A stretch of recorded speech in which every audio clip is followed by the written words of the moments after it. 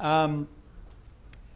Philip Randolph. Harrison was, by various accounts, including Randolph, the major radical influence on A. Philip Randolph.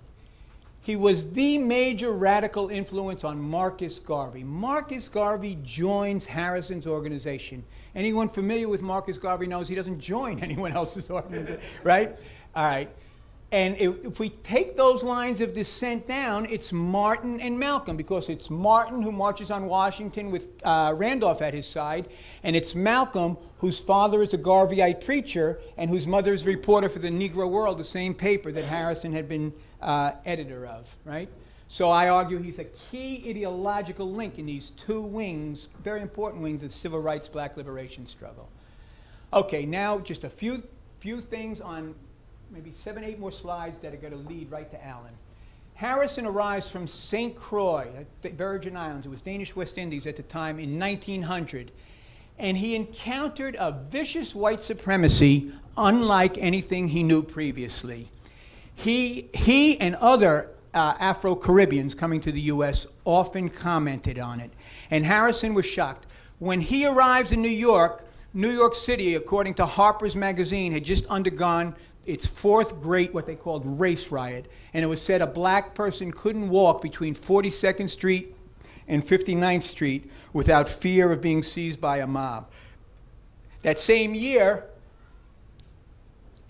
there are at least 107 African Americans lynched in this country. Here's 4 at one time in Georgia, right? Claude McKay, as I said, Harrison comments on this. Harrison used the word shocked when he writes a letter published in the New York Times. Garvey comments on it. Claude McKay phrases it very well. He goes, "When I came to the U.S., it was the first time I had ever come face to face with such manifest, implacable hatred of my race, and my feelings were indescribable. I had heard of prejudice in America, but never dreamed of it being so intensely bitter." I want to briefly explain the difference from what Harrison knew in St. Croix and what he encountered in the U.S., because this is important for us understanding what we're up against.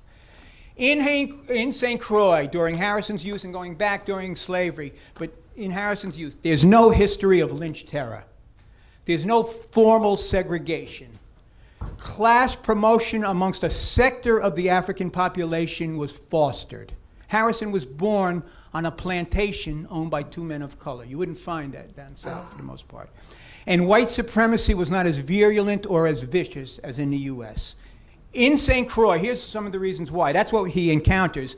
Now, in St. Croix, of the 100% of the population, 5% were European, essentially at the top of the society. 80% of the population were black, essentially plantation laborers, and 15% were so-called colored, of mixed European and African descent. The 5% couldn't control the 95%, so they tried to utilize the 15% to help maintain social control. This brings us to one of those topics Alan's going to talk about. So it was for social control reasons that the European elite implemented a policy of some promotion. And so here's what went on in St. Croix. There was a policy of promotion and landholding. As I mentioned, Harrison's born on a plantation owned by people of color. The principal instrument of social control in St. Croix was the militia. The key component was the free coloreds, right? And here's this last one. In 1834, free coloreds were extended an edict of full equality, a law that said at least nominally Europeans and free coloreds were equal in various things. Compare it to the U.S. The general policy was one of severe racial proscription. Slave patrols to maintain control were lily white. And Negroes, as codified in the Dred Scott decision, had no rights that a white was bound to respect. So that's a marked contrast, and we'll get into this more. Harrison, as I said, is a leading black activist in the Socialist Party. In 1912, 100 years ago, he's laying out in a major theoretical journal of the party, and he does series, the first major ones by a black activist, on the Negro and socialism. But he's very clear the duty of the party, the Socialist Party, is to champion the cause of the Negro, right?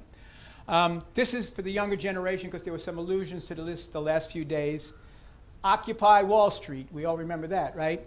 Here's Hubert Harrison, according to the New York Times in 1912. Hubert Harrison, an eloquent and forceful Negro speaker, shattered all records for distance in an address on socialism in front of the Stock Exchange building yesterday. His voice carried to the furthermost limits, and the crowd was still going strong at the beginning of the third hour. He had this vast crowd occupying Wall Street in 1912. So it's a little more history that people might want to refer to as they continue their work.